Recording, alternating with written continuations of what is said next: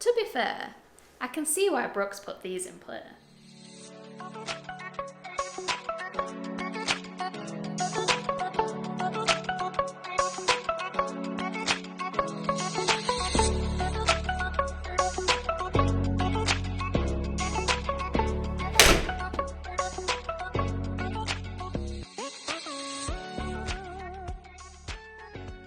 Today I'm testing out the Srixon ZX7 and ZX5 irons. Now recently this model has been in the press a lot because Brooks Koepka has put it in its bag, so it'll be really interesting to see just how this performs, but also the differences between the two models.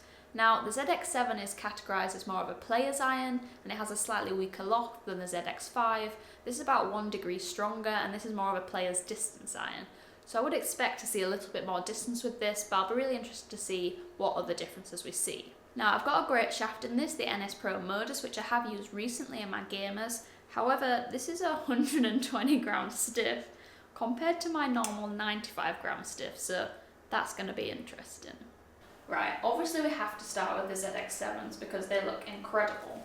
Now again, over the ball, these sit really nicely, they have a really compact shaping. I have to say I thought the top line might be a little bit smaller, but I really like the offset here because it's very minimal. That felt very nice. To be fair, that's gone 166 yards, which isn't very far off what I'd expect with my gamers. These are a lot smaller, although they are a degree stronger. I actually love the feel of these.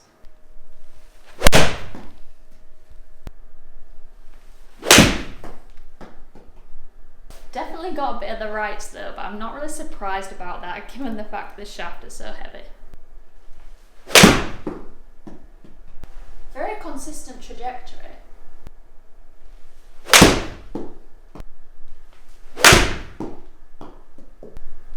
My distance has probably been a lot more consistent than I would have expected so far.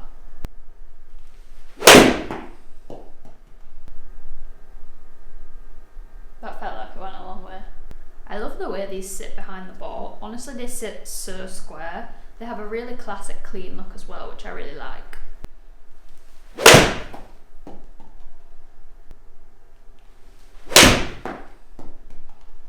That was my longest one yet. 167, pretty good. So that averaged out at 162 yards, which was definitely better than I initially thought it would be. I had one shot I caught a bit heavy that only went 158, but outside of that, the rest of the shots had a front to back dispersion of 7 yards, which is pretty damn good. When we look at some of the other variables, the dispersion was definitely a bit right, my flight was slightly low, and my spin was also slightly low. I think those are all things that would be changed if I got the right weight shaft in this, so I'm not really going to worry about that too much. I was super impressed with the feel of these though, and I love the way they looked over the ball. But I think it's going to be really interesting to put these against the ZX5 now and see what the differences are. I've got them both in the same shaft, so it's going to be really interesting to see the differences in terms of flight, dispersion and distance. So the sole is definitely quite a bit thicker here, and so is the middle of the iron. But then over the ball there's not massive differences. I would say there is a tiny bit more offset and a little bit thicker top line, but we're really talking in millimetres here. Overall, it's still a really nice looking golf club. Okay, straight away I can feel that that sounds different and feels different. It's a little bit duller. Seems to launch a little bit higher so far. I can definitely feel a difference in interaction with the mat here. It just feels a little bit mattier.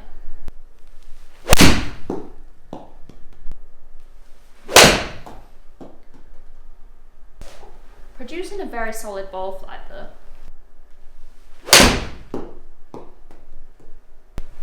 I'm not actually sure this is flying any further than the ZX7 so far. That might, because I absolutely crushed it.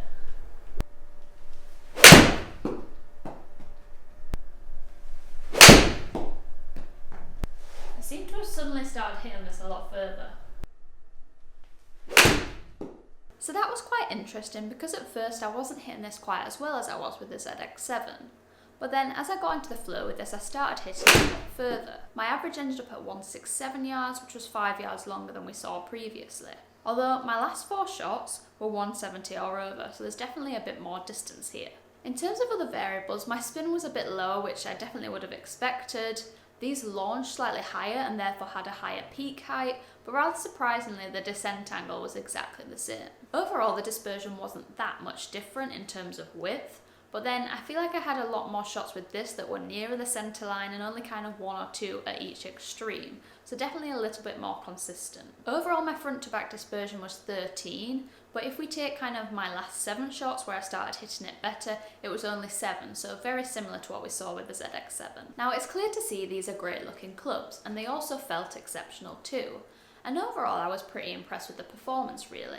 I was especially surprised by just how far I hit these, especially out of the ZX7 because it's such a small compact iron. I didn't think I would just get as much distance out of it as I did, especially when you pair in the fact that I've got quite a heavy shaft in this. Now for players irons, both of these gave me really good distance, so I'd be really excited to see just how these performed if I had the right spec in these, because I think I could get even more distance gains there. When it comes to other variables, they weren't quite where I'd want them to be, and they were a little bit inconsistent in terms of height and dispersion. But I think if I got these properly custom fit, that would kind of alleviate some of those problems, so I'm not overly worried about that. Overall, a really strong performance from Srixon with these irons here. I can definitely see why Brooks made the switch. Right, that's all for today. If you have any questions, feel free to put them in the comments below or drop me a line on Twitter or Instagram. If you're new to the channel, make sure you hit that subscribe button and turn on notifications too. And if you're after more golf content, head to the National Club Golfer social media channels for more.